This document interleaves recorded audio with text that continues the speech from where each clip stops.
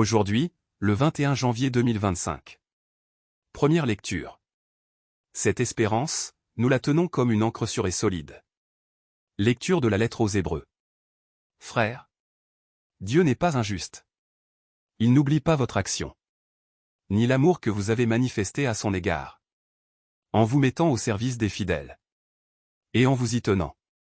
Notre désir est que chacun d'entre vous manifeste le même empressement jusqu'à la fin, pour que votre espérance se réalise pleinement. Ne devenez pas paresseux.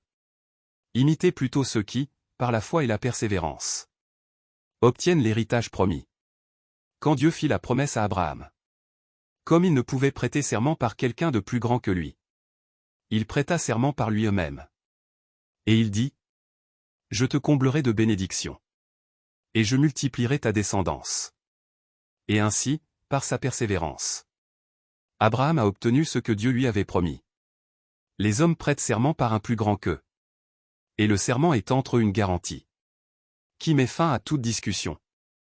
Dieu a donc pris le moyen du serment, quand il a voulu montrer aux héritiers de la promesse, de manière encore plus claire, que sa décision était irrévocable. Dieu s'est ainsi engagé doublement de façon irrévocable.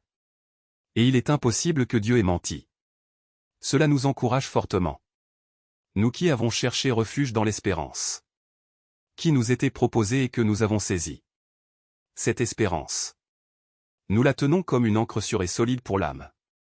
Elle entre au-delà du rideau, dans le sanctuaire, où Jésus est entré pour nous en précurseur. Lui qui est devenu grand prêtre de l'ordre de Melchizedek. Pour l'éternité. Parole du Seigneur. Psaume. Le Seigneur garde toujours mémoire de son alliance. Ou, Alléluia. De tout cœur je rendrai grâce au Seigneur. Dans l'assemblée, parmi les justes. Grandes sont les œuvres du Seigneur. Tous ceux qui les aiment s'en instruisent. De ses merveilles il a laissé un mémorial. Le Seigneur est tendresse et pitié. Il a donné des vivres à ses fidèles, gardant toujours mémoire de son alliance. Il apporte la délivrance à son peuple. Son alliance est promulguée pour toujours. Saint et redoutable est son nom. À jamais se maintiendra sa louange. Évangile. Le sabbat a été fait pour l'homme, et non pas l'homme pour le sabbat. Alléluia. Alléluia.